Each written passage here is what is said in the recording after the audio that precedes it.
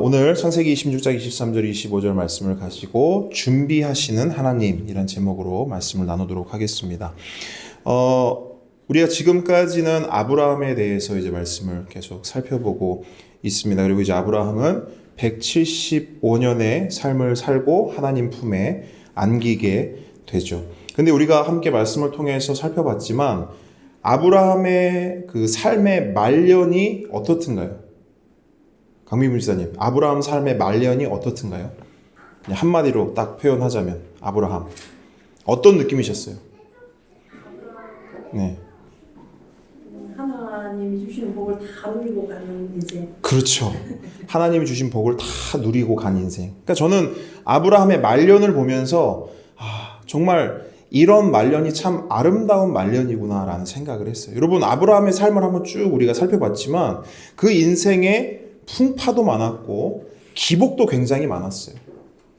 막 승승장구할 때도 있었고 바닥을 팍 칠 때도 있었고, 이게 한두 번이 아니고 계속 하나님을 잘 믿었다가도 또 하나님 앞에 믿음으로 실패하기도 하고, 하나님을 신뢰했다가도 때로는 하나님을 신뢰하지 못하고 자신의 현실의 눈앞에 보이는 그것 때문에 아둥바둥할 때도 있고, 그런 힘든 인생을 살았지만 그 인생 전체를 보면 하나님의 다루심으로 말미암아 그가 진정한 믿음의 사람으로 결국에는 이 땅의 삶을 마무리했다라는 것을 우리는 말씀을 통해 보았어요.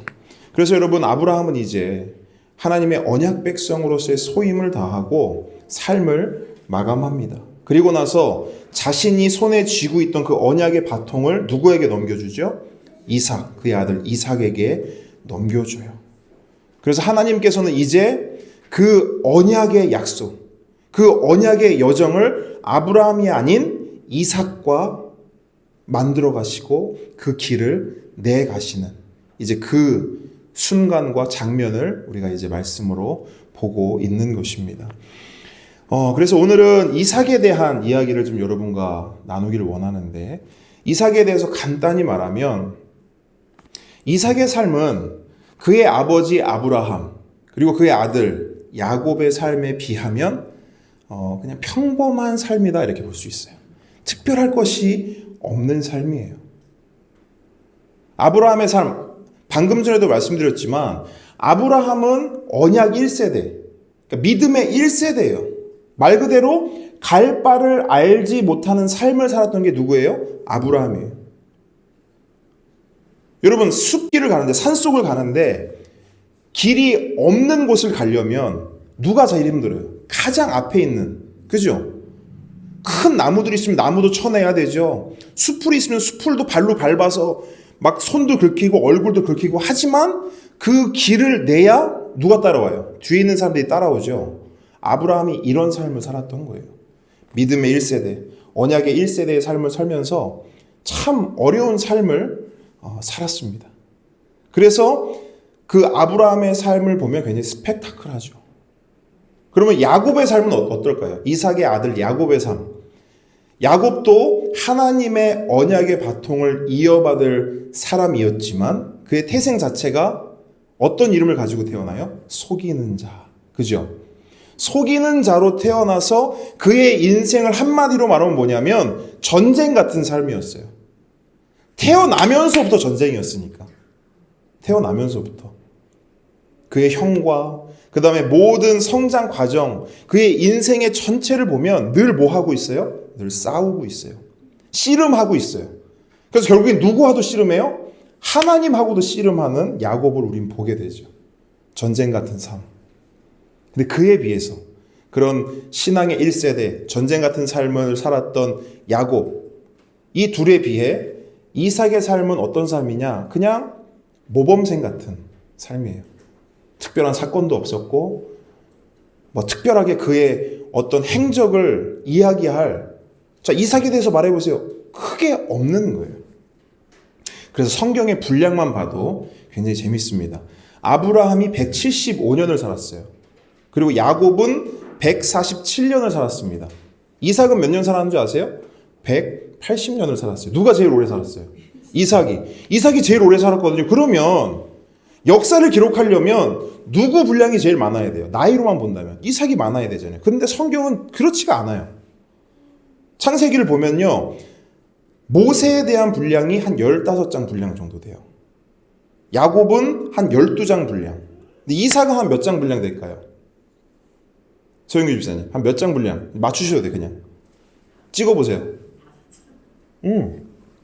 굉장히 후하신 거예요. 이삭은요, 한 장 분량 채 될까? 그 중에서 오늘 우리가 읽은 26장 있죠. 이 26장이 그나마 이삭 중심으로, 이삭이 주인공인 말씀을 기록한 게 그냥 26장 요거 하나예요. 그리고 나머지는 조금 조연으로, 약간 엑스트라처럼 등장하는 그런 이삭의 삶인 거예요. 그러니까 아버지 아브라함, 아들 야곱에 비해서 이삭의 삶은 그렇게 도드라진 특징이 없다라는 거예요. 물론 그렇다고 해서 그러면 그런 모범생 같은 삶, 도드라진 게 없고 특별한 것이 없는 그의 이삭의 삶은 평탄했는가? 또 그렇지도 않아요. 왜? 이삭은 아브라함이 나그네의 삶을 살았던 것처럼 이삭 또한 마찬가지로 나그네의 삶을 살았기 때문이에요. 그의 삶이 특별할 것 없고 그의 삶이 도드라진 어떤 특징이 없다 할지라도 그도 역시 나그네였고 그도 역시 유목민으로서 떠돌아다녀야 되는 삶을 살았기 때문에 어려운 것은 매한 가지였어요.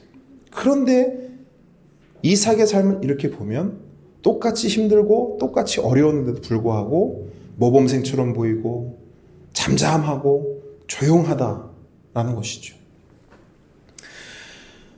제가 이 아브라함, 이삭, 야곱 이 삶의 특징들을 이렇게 정리하면서 보니까 굉장히 재밌는 걸 하나 발견을 했어요. 뭐냐면 똑같이 하나님을 믿고 똑같이 하나님의 언약을 받았음에도 불구하고 아브라함은 아브라함 스타일대로 하나님을 믿고 이삭은 이삭 스타일대로 하나님을 믿고 야곱은 또 야곱 스타일대로 하나님을 믿는 거예요. 우리도 마찬가지인 것 같아요. 우리도 똑같이 하나님을 믿고 똑같이 예배하고 똑같이 말씀 보고 똑같이 신앙생활을 하지만 어떤 사람은 아브라함처럼 어떤 사람은 이삭처럼 어떤 사람은 야곱처럼. 강비훈 집사님은 어떤 것 같아요? 누구처럼 살아가는 것 같아요? 야곱처럼. 서영규 집사님은? 잘 모르겠고. 창현 형제는? 잘 모르겠고. 우리 서희영 성도님? 잘 모르겠어. 제가 한번 그 특징들을 말해볼 테니까 나는 이런 삶인 것 같다면 한번 생각을 해보세요. 아브라함은 딱 한 단어로 그 사람을 말한다 하면 믿음이에요. 믿음.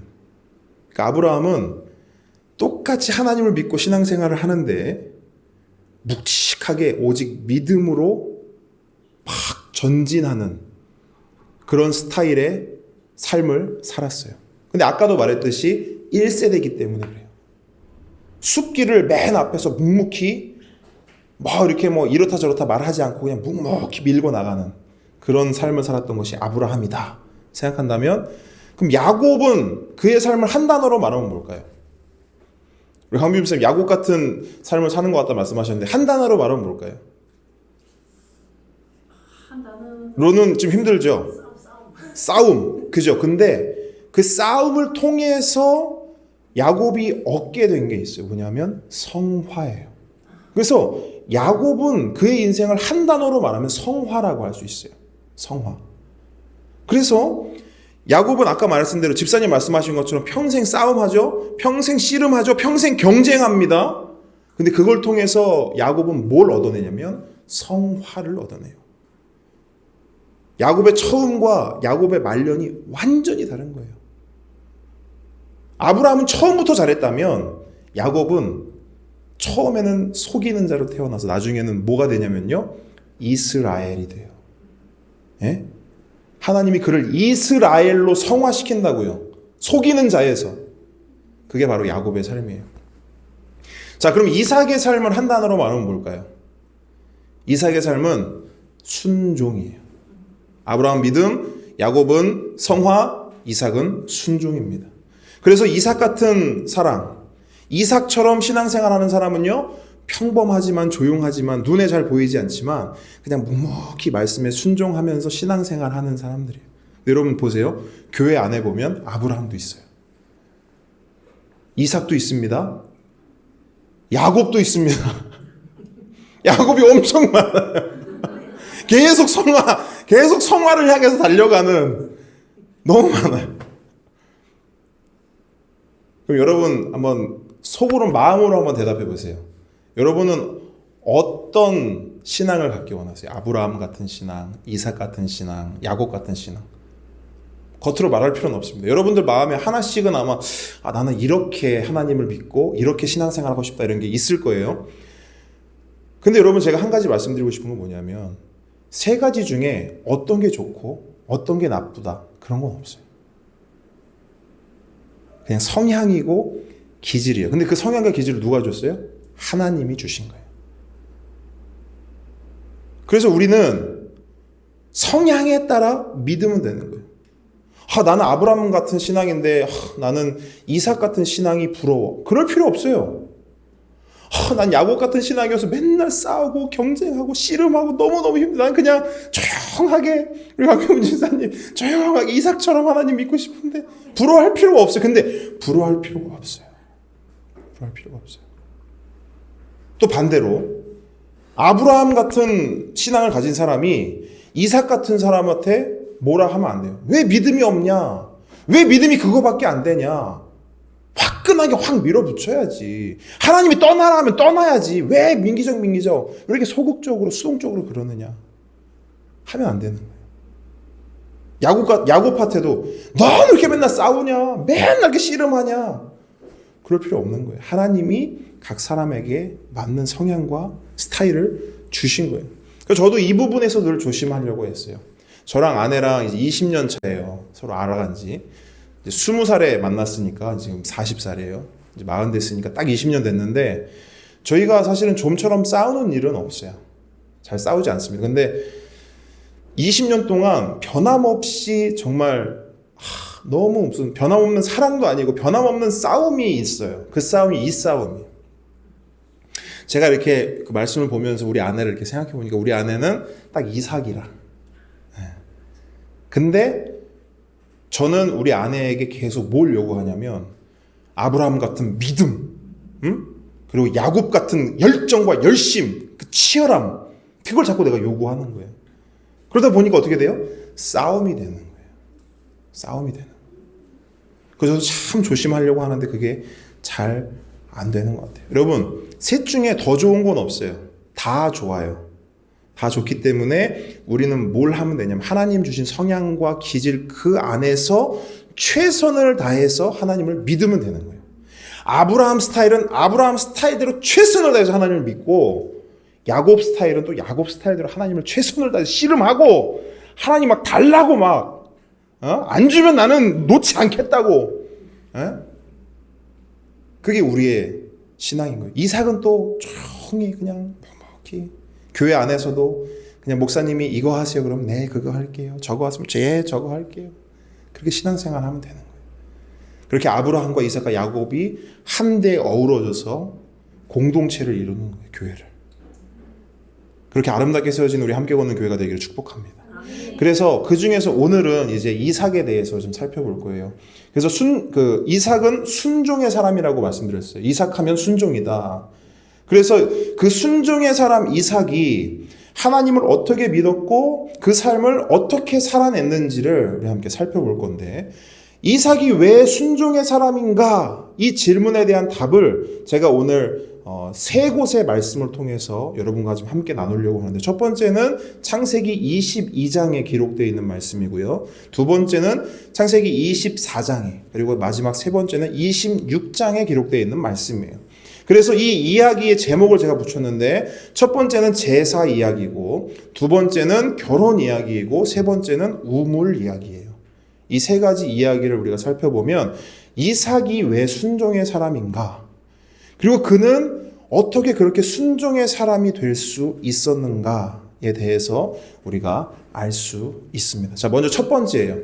22장에 보면 제사 이야기가 나옵니다. 우리가 함께 나눴던 말씀이에요.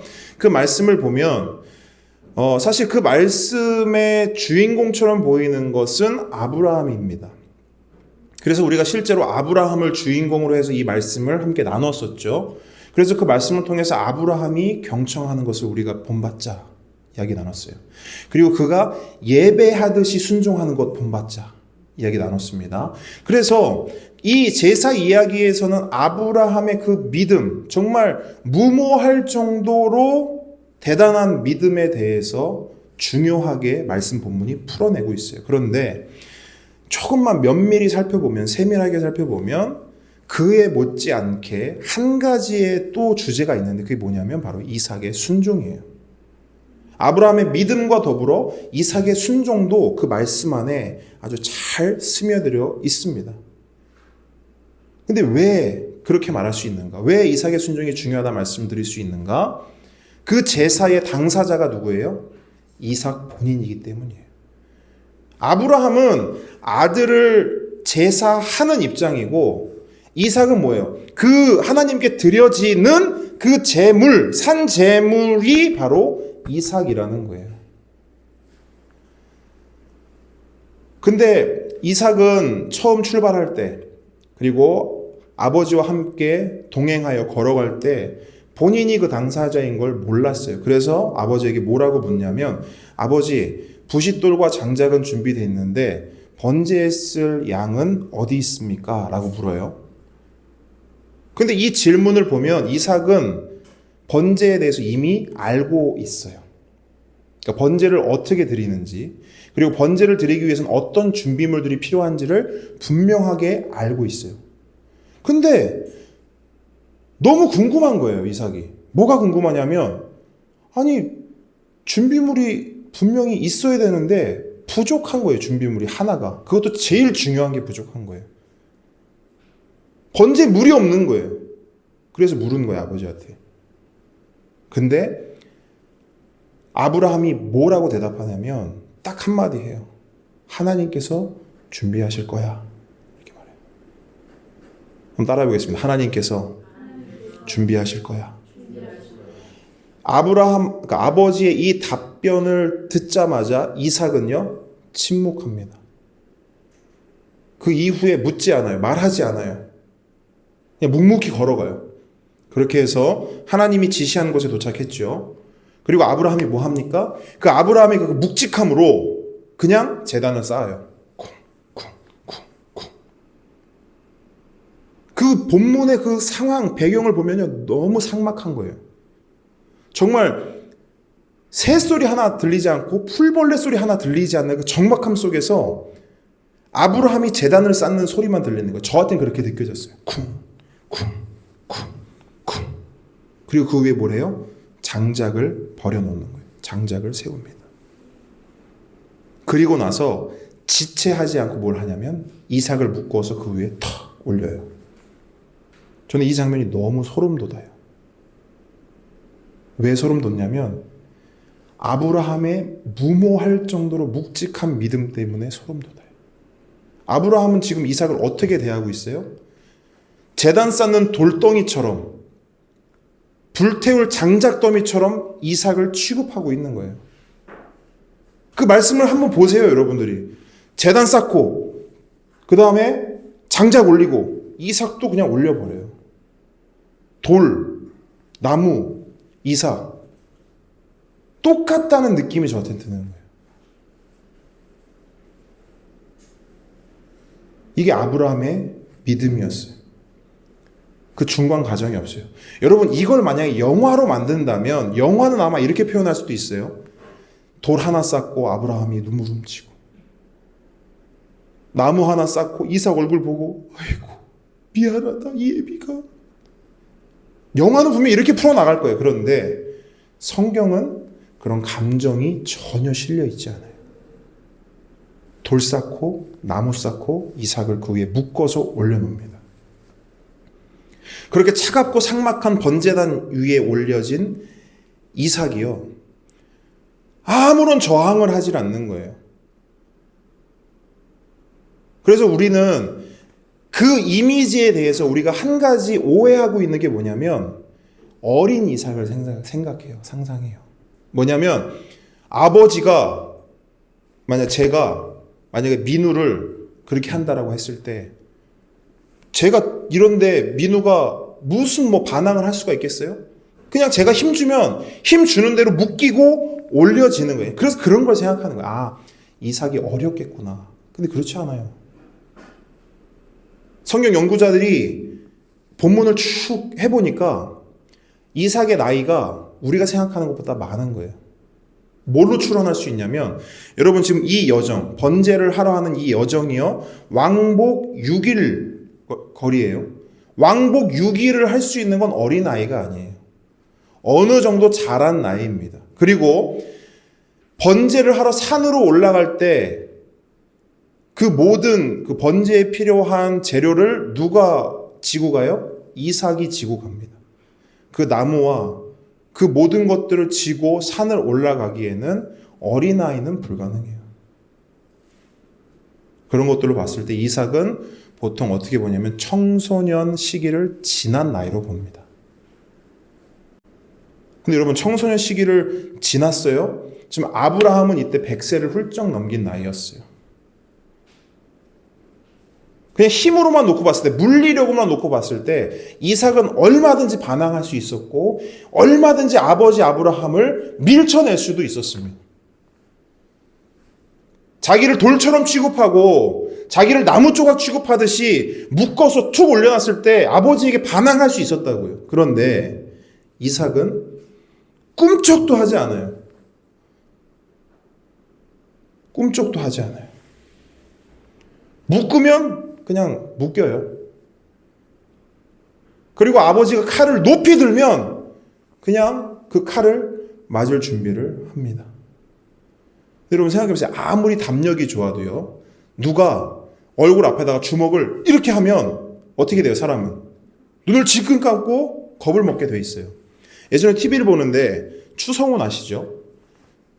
자기는 격투기 선수이기 때문에 동체 시력이 너무 뛰어나서 누가 주먹을 이렇게 해도 자기는 피할 뿐더러 전혀 쫄지 않는다는 거예요.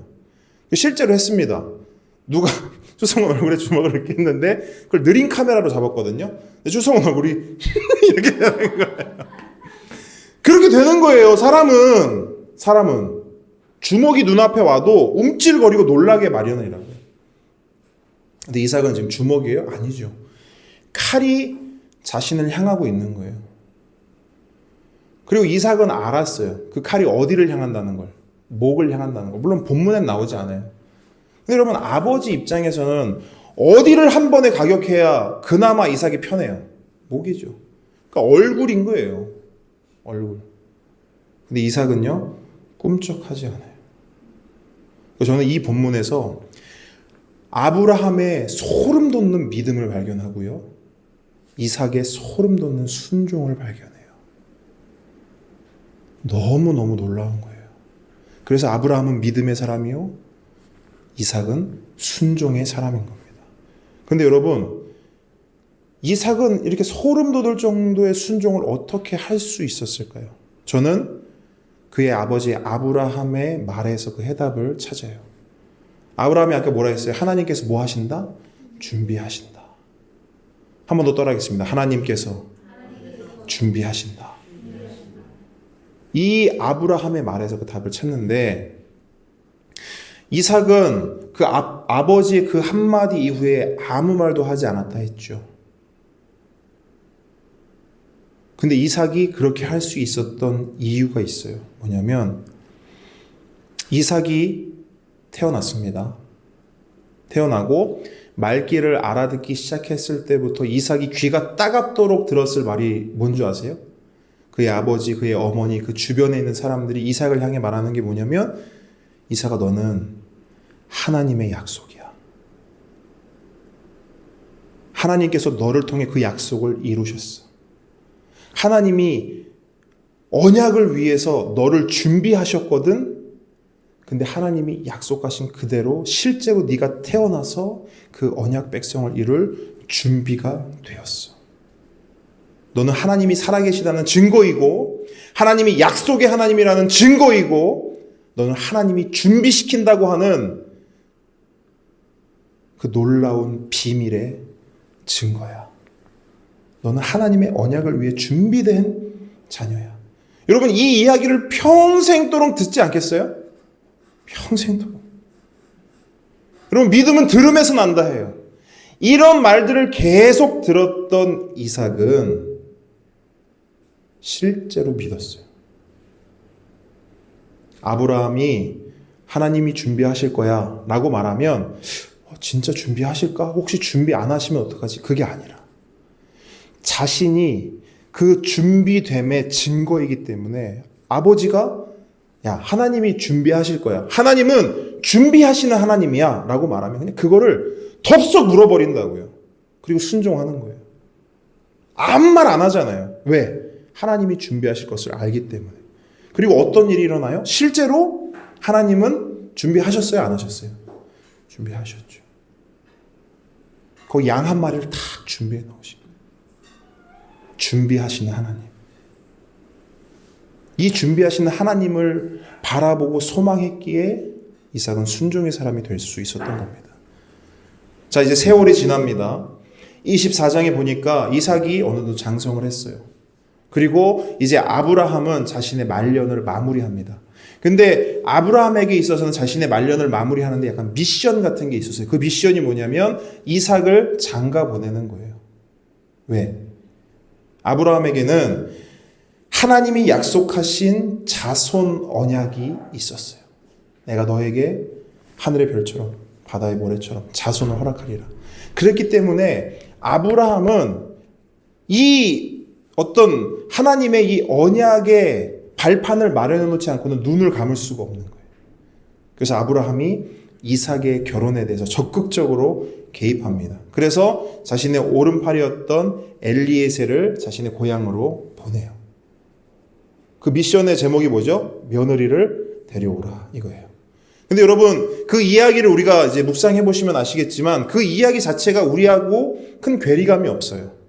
왜 그러냐면 우리나라도 불과 얼마 전까지만 하더라도 연애 결혼보다 뭐가 많아요? 중매 결혼이 많죠. 강미분 집사님 중매 결혼 아니시죠?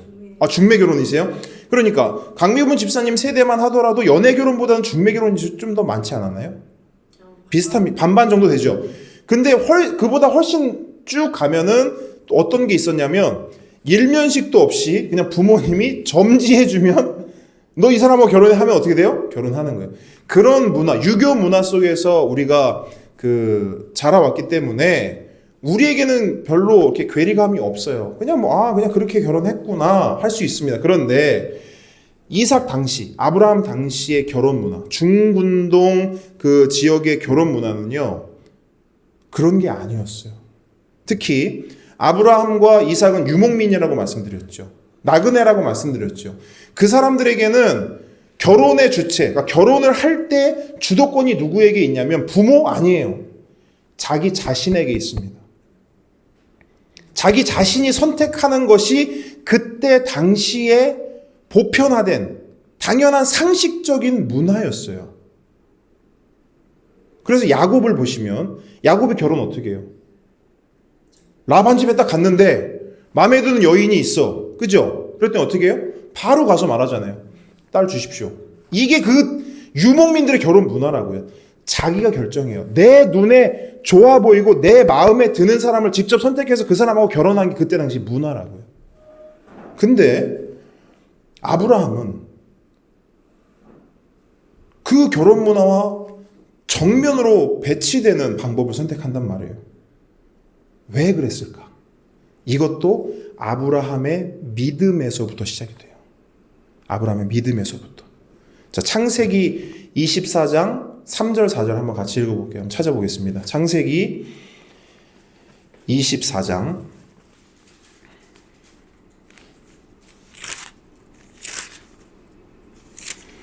자, 한 목소리로 읽겠습니다. 3절 4절입니다. 시작.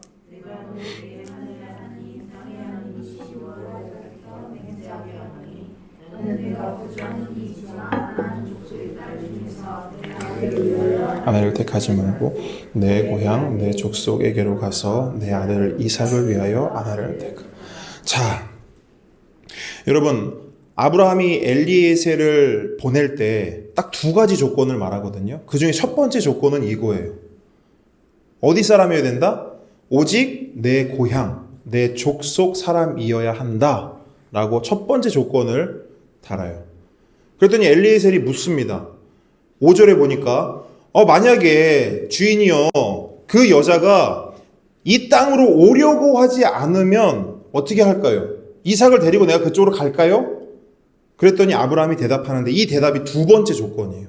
아브라함의 대답이 뭐예요? 6절에 보니까 아브라함이 그에게 이르되 내 아들을 그리로 데리고 돌아가지 아니하도록 하라. 안 된다라는 거예요. 내 며느리는 이삭의 아내는 무조건 여기로 와야 된다는 거예요. 자, 두 가지 조건입니다. 내 고향, 내 족속이어야 되고 거기를 그 고향, 본토, 아비를 떠나 이곳으로 와야 내 며느리 조건이 된다라고 하는 거예요. 좀 누구 얘기하는 것 같아요? 자기 이야기하고 있잖아요.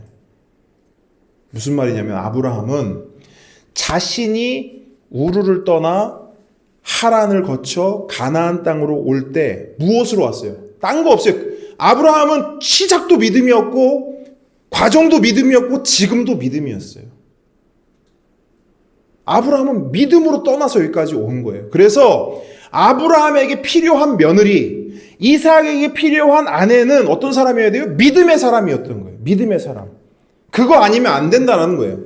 뭐 이쁘고 집안이 좋고 다 필요 없고 내 고향 거기에서 나랑 똑같이 믿음으로 떠나서 이곳에 올 수 있는 그 며느리가 필요하다. 그 이삭의 아내가 필요하다라고 하는 거예요. 근데 여러분 여기까지는 이제 아브라함의 믿음이라는 거예요. 여기까지는. 예? 묵직하여 또 아브라함이 묵직하여 내가 그런 며느리를 얻겠다. 근데 여기에 만약에 이삭이 거절하면 어떻게 돼요? 아브라함의 믿음이고 뭐고 꽉 나는 거예요. 꽉 나는 거. 그랬는데 아브라함의 그 믿음에 이삭이 어떻게 반응해요? 순종으로 반응하는 거예요. 보세요. 제사 이야기처럼 결혼 이야기에서도 당사자는 누구예요? 결혼 누가 해요? 아브라함이 합니까? 자기 마누라 구하는 게 아니잖아요. 당사자는 이삭이란 말이에요. 근데 그 당사자인 이삭이 아버지의 말에 또 순종하는 거예요. 근데 표면적으로는 아버지의 말에 순종하지만 누구에게 순종하는 거예요? 하나님께 순종하고 있는 거예요.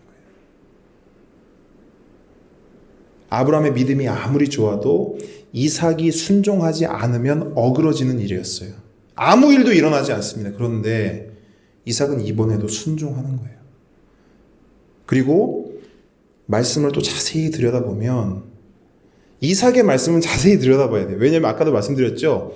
그렇게 구체적으로 묘사하고 있질 않아요. 그래서 이삭의 말씀은 우리가 자세히 들여다봐야 되는데 이삭의 말씀을 보면 거기에 또 순종할 수밖에 없는 원동력이 있어요. 창세기 24장이에요. 창세기 24장 61절 62절 말씀 한번 같이 읽어볼게요. 창세기 24장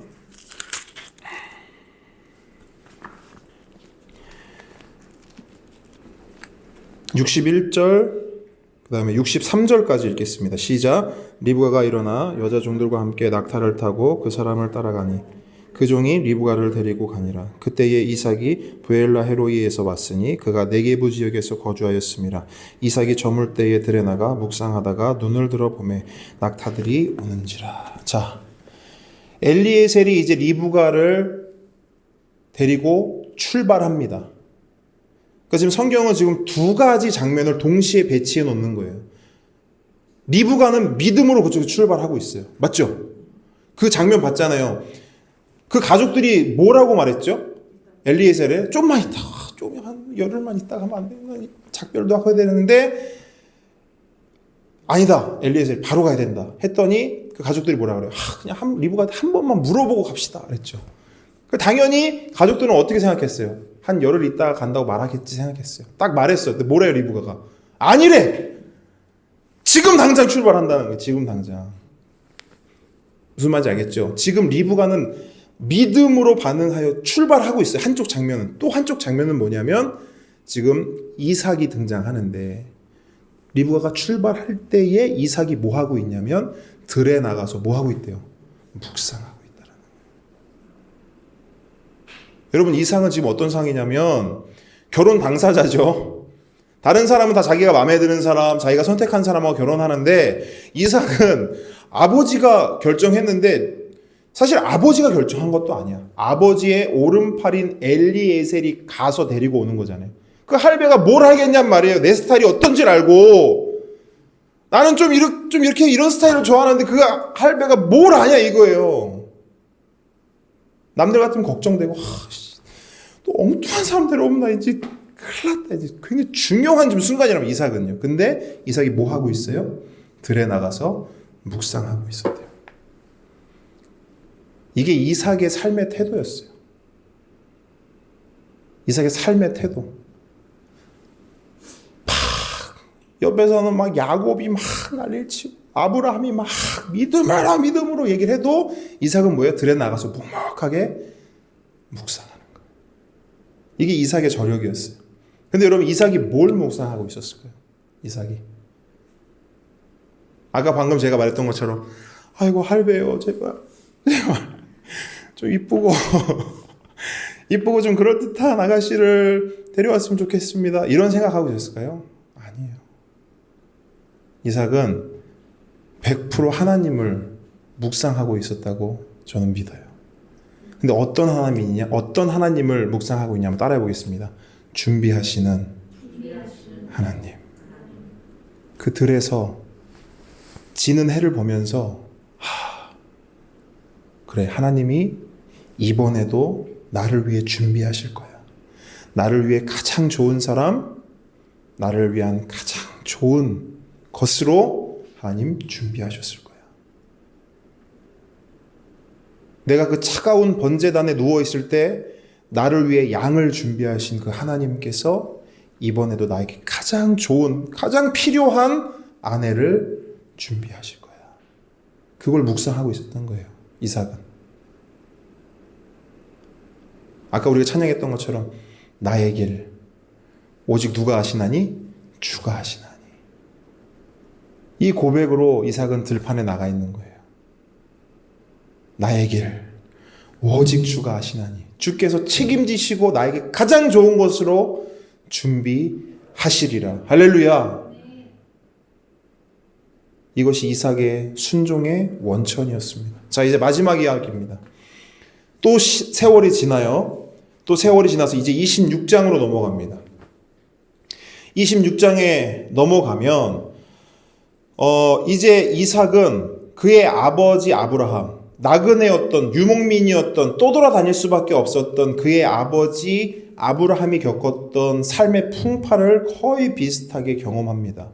26장 본문에 시작되는 부분을 보면 뭐로 시작하냐면 그 지역에 뭐가 있었대요? 흉년이 있었대요. 흉년. 여러분, 나그네들은, 유목민들은 흉년이 지면 어떻게 해야 돼요? 이동해야 돼요. 머물 수가 없었어요. 왜? 거기에 자신들이 키우는 짐승들이 먹을 풀이 없기 때문이에요. 흉년이 지면 이동해야 돼요. 그렇게 이동하다 보면 또 전혀 다른 장소에 가기도 해요. 자신이 익숙하지 않은, 자신이 잘 모르는 지역에 가기도 해요. 그러면 거기서 또 어떤 일을 겪냐면 아브라함이 겪었던 것처럼 아내 때문에 목숨을 빼앗길 수도 있는 그런 상황에 직면하게 된다는 거예요. 지금 똑같은 일을 당하고 있죠, 이삭이. 아브라함과 똑같은 일을. 근데 여러분, 이게 당시에는 좋지 않은 문화긴 하지만 문화였어요. 뭐냐면 약육강식, 그러니까 센 사람이 다 가지는 그런 것들이 그냥 통용되고 허용되는, 죄지만, 나쁜 것이지만 그런 시대였기 때문에 아브라함이 그랬던 것처럼 이삭도 똑같이 겁먹어요. 두려워해요. 죽을까 염려해요. 그래서 어떡하죠? 나의 누이다라고 얘기하죠. 그러니까 똑같은 일을 반복해서 경험하고 또 실수하고 실패하는 거예요. 그러니까 이걸 보면서 아브라함도 그렇고 이삭도 그렇고 야곱도 그렇고 우리도 그렇고 똑같은 거예요. 우리 삶에는 풍파가 와요. 그게 다르지 않아요. 누구한테만 풍파가 오고 누구한테는 평화가 오고 그런 거 없어요. 누구에게나 풍파가 오거든요. 그럼 거기서 우리 실패하고 또 실수해요. 그런데 그런 역사를 하나님이 기록하신 후에 또 어떤 역사를 기록하냐면, 그럼에도 불구하고 아브라함이 하나님께 복을 받았던 것처럼 이삭도 동일하게 복을 받는 모습을 보여주고 있어요. 26장 12절 13절 한번 같이 읽어볼게요. 26장 12절 13절 여러분이 큰 목소리로 한번 읽어주시면 감사하겠습니다. 시작! 이삭이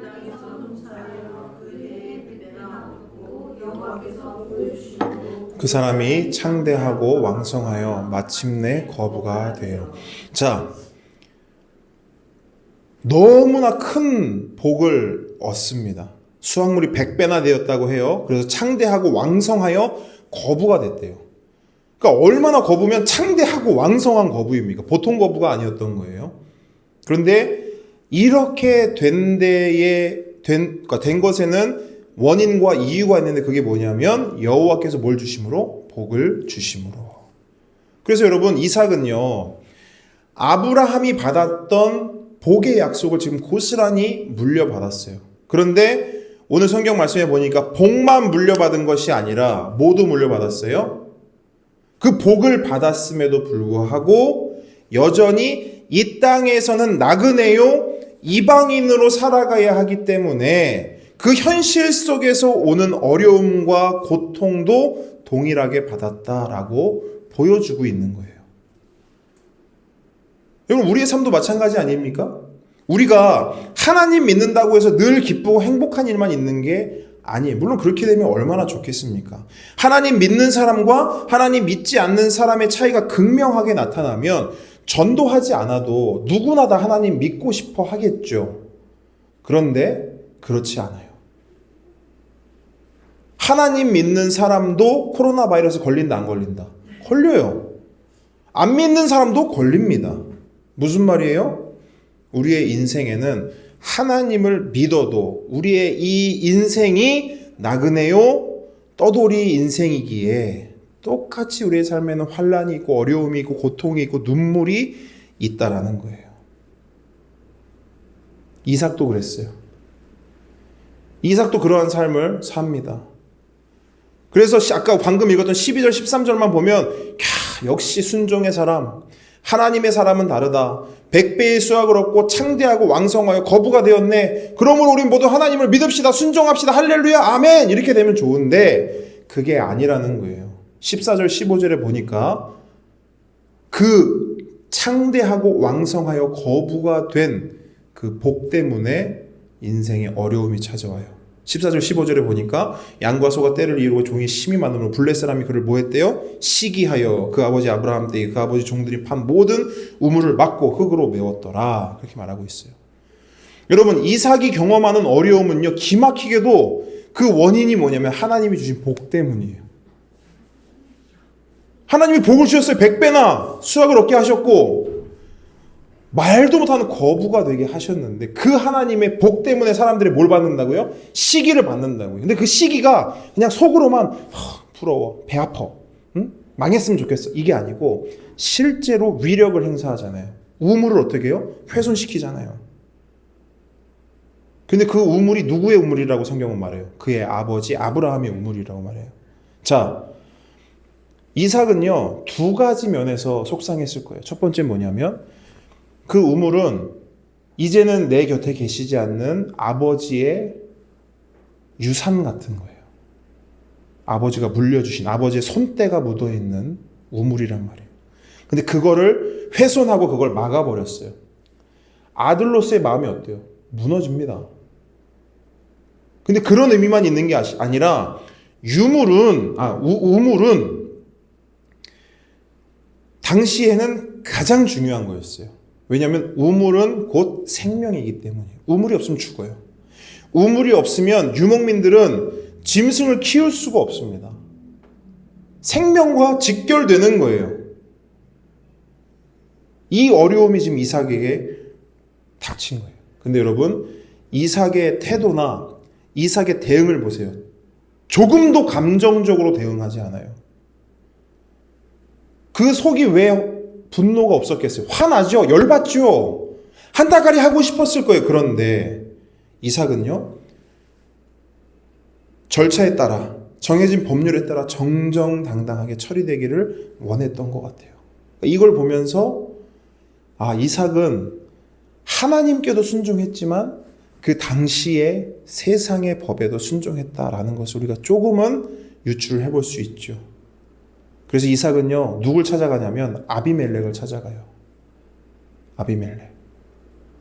왜냐하면 이런 상황에 대해서 아비멜렉에게 묻고 싶은 거예요. 물론 아비멜렉과는 아브라함 때의 관계도 있고 그 우물을 할 때 맹세한 것들이 있잖아요. 그런 것도 있거니와 당시에도 분명히 기본적인 법률은 있을 거 아닙니까? 그렇죠? 남의 것을 빼앗으면 그게 나쁜 것이고 벌을 받아야 된다는 그런 아주 기본적인 법률은 있을 거 아니에요. 그래서 아비멜렉을 찾아간 거예요. 근데 아비멜렉이 어떻게 반응하냐면 16절에 보니까 아비멜렉이 이삭에게 이르되 네가 우리보다 크게 강성한 즉 어떻게 하래요? 우리를 떠나라 이렇게 말해요. 이삭 입장에서는 청천벽력인 거예요. 말도 안 되는 거죠. 자신은 그들과 무력으로 부딪히고 싶지 않아서 아비멜렉에게 지금 도와달라고 찾아간 건데 오히려 이삭에게 그냥 당신이 떠나세요 라고 말합니다. 근데 떠나달라는 이유가 뭐예요? 이삭 네가 강하니까 떠나래요. 이긴 또 무슨 말이에요? 방구예요 이게. 여러분 세상의 논리로 보면 누가 누구에게 떠나라 말할 수 있는 거예요. 강한 자가 약한 자에게 네가 떠나 내가 여기 있을게 라고 말할 수 있는 건데 아비멜렉은 뭐래요? 네가 강하니까 네가 떠나래. 말도 안 되는 거예요 지금. 근데 여러분 이 전체적인 상황을 보면서 우리는 이삭에 대해서 뭘 또 알 수 있냐면 이삭의 성품을 알 수 있어요. 무슨 말이냐면 아비멜렉이 이삭 보고 강하다라고 말한 것은 그냥 빈말이 아닐 거예요. 실제로 그는 강했어요. 무슨 말이냐면 그 블레셋 사람들이 와서 우물을 빼앗으려고 할 때 무력으로 제압할 수 있는 힘이 있었다고요. 그런 부가 있었고 그런 강성함이 있었어요. 근데 사용했어요? 안 했어요? 안 했어요. 사용하지 않았어요. 그랬더니 아비멜렉은 어떻게 해요? 그러한 그 성품을 가진 이삭을 이용하죠. 이용해요. 이삭이 하나님을 믿기에 저런 성품을 가졌기에 하나님이 사랑하는 성품을 가졌기에 내가 이렇게 해도 야 네가 강하니까 네가 떠나 이렇게 해도 어찌하지 못할 거야 라는 것을 아비멜렉이 이용하는 거예요. 우리도 살다 보면 그렇죠. 누군가 밖에서 만난 사람들이 있어요. 근데 내가 하나님을 믿고 교회 다니는 걸 알면 그 이용하는 사람들이 있어요? 없어요? 있어요. 철저하게 이용합니다. 여러분 제가 목사인데요. 목사인데 저는 어떤 집사님에게 돈을 떼인 적도 있어요.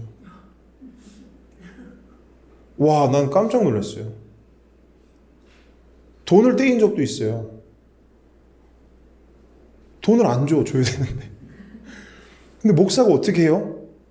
뭐라고 말해요? 집사님한테 뭐라고 말하죠? 내 돈 내라! 그럽니까? 머리끄댕이 잡고 목사 돈이 어떤 돈인 줄 알아! 막 이래요? 못하는 거예요. 근데 그 사람은 그걸 아는 거예요. 와, 저는 목사로 살면서 집사님에게도 돈을 떼인 적이 있어요. 근데 그때 하나님이 그런 마음이셨어요. 그냥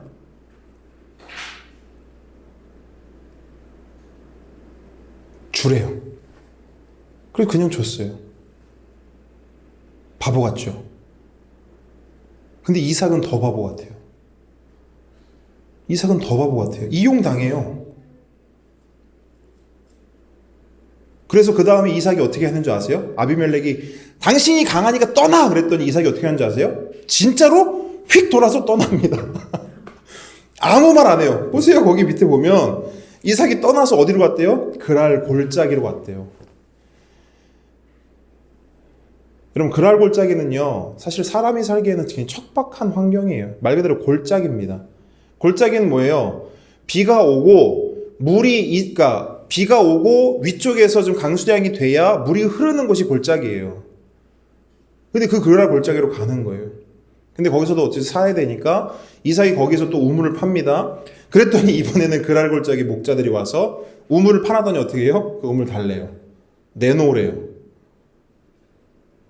그 이삭은 그 우물을 내주면서 그 이름을 뭐라고 짓냐면 에색이라고 하죠. 에색. 에색은 뭐냐면 다툼이라는 의미예요.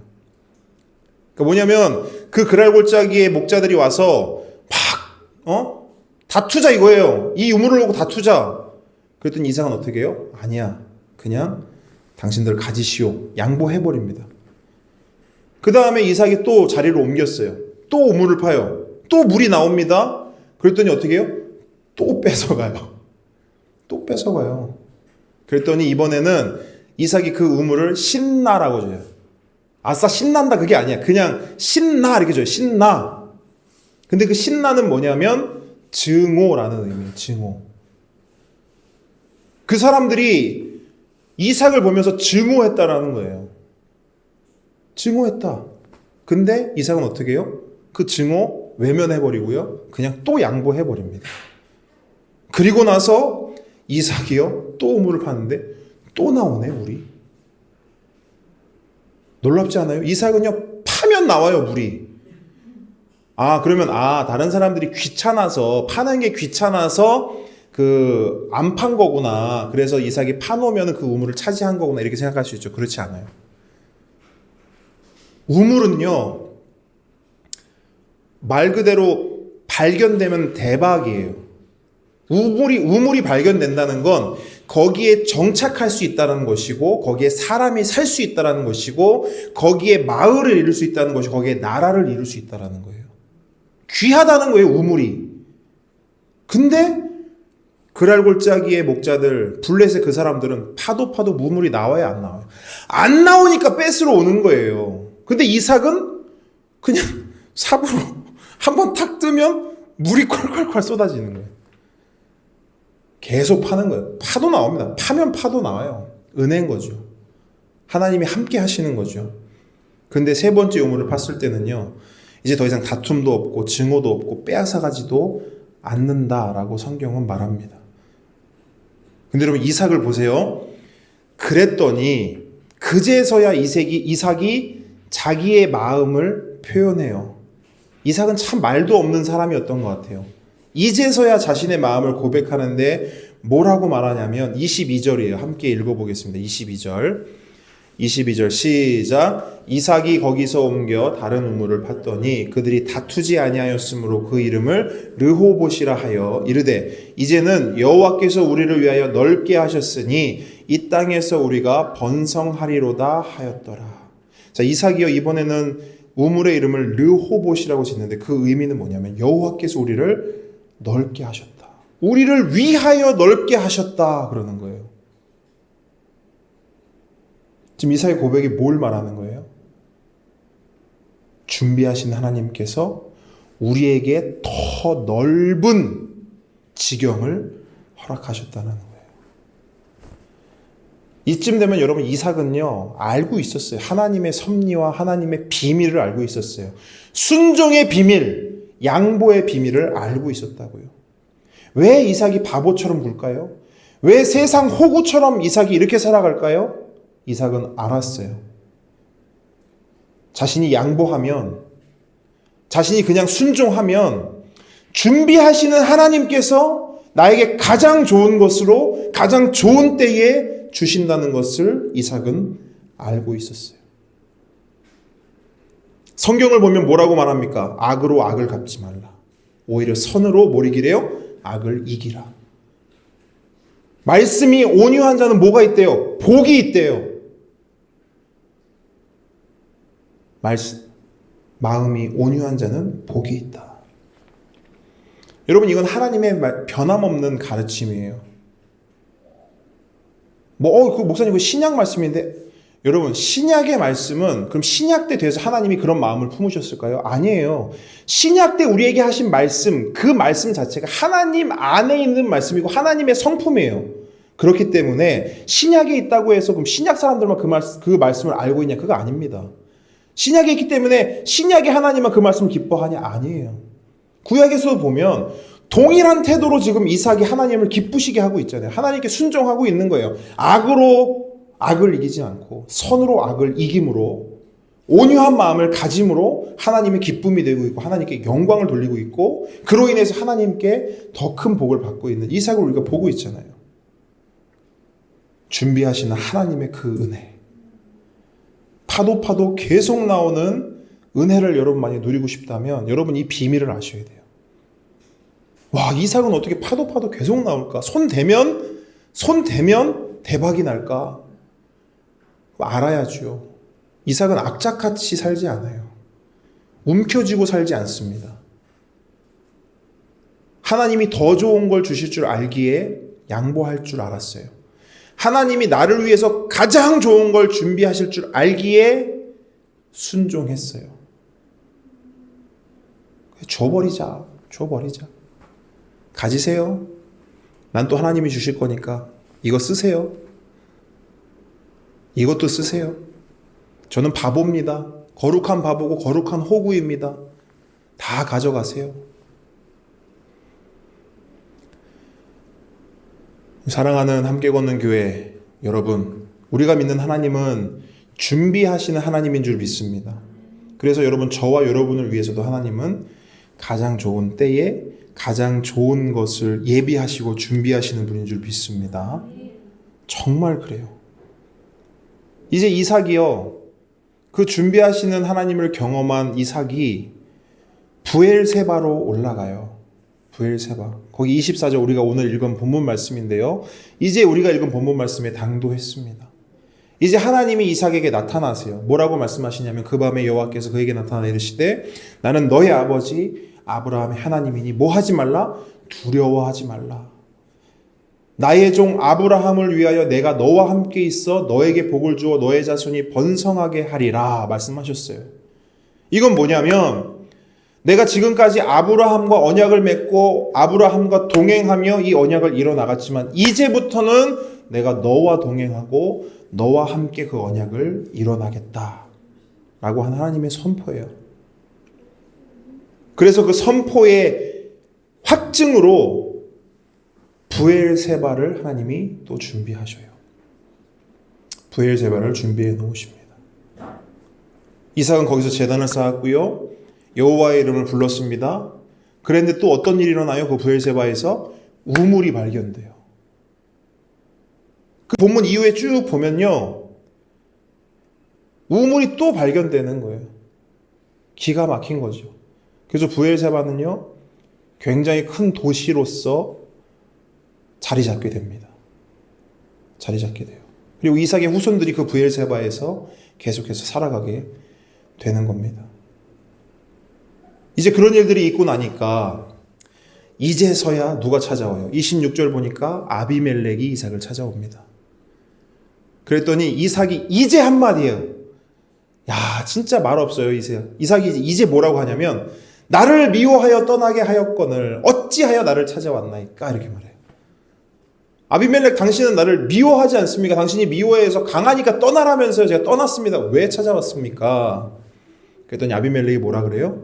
그 바보 같고 그 호구 같은 이삭을 보고 아비멜렉이 뭘 봤다 하면 여호와께서 너와 함께 계심을 내가 분명히 보았다 그래요. 대박이지 않아요, 여러분? 우리는 이렇게 생각하잖아요. 세상은 우리가 되게 그럴듯하고 잘나고 멋지고 되게 막 센스 있고 막 대단한 걸 보여줘야 와 하나님이 저들과 함께 하는구나 이렇게 생각할 것 같잖아요. 근데 전혀 그렇지 않은 거예요. 이삭이 바보처럼 굴고 호구처럼 굴고 달라는 대로 다 주고 오른밤 때리면 왼쪽 밤 갖다 대고 하니까 아비멜렉이 뭐라 해요? 너를 통해 여호와 계심을 보았다. 그리고 나서 이삭은 또 어떻게 합니까? 그들을 위해 잔치를 베풀어 줬네요. 원수를 사랑하라 라고 하신 하나님의 말씀을 이삭은 또 한 번 지켜나가는 거예요. 원수에게 잘 먹이는 거예요. 여러분 원수가 있잖아요. 막 거창하게 막 당신을 사랑합니다. 막 하트 뿅뿅 필요 없고요. 원수가 있잖아요. 그럼 뭘 하면 되냐면 먹이면 되는 거예요. 그냥 드세요. 마음껏 드세요. 잔치를 베풀어 주세요. 잔치를.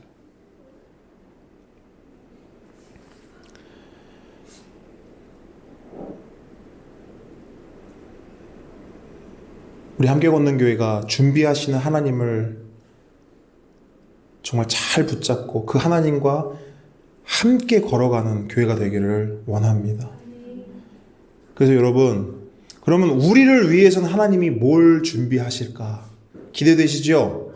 기대되시죠? 아마 여러분이 생각하는 것들 많이 있을 거예요. 하나님이 나를 위해서 이렇게 준비해 주셨으면 좋겠고, 이런 것들을 좀 준비했으면 좋겠고, 저도 있거든요. 저도 있어요.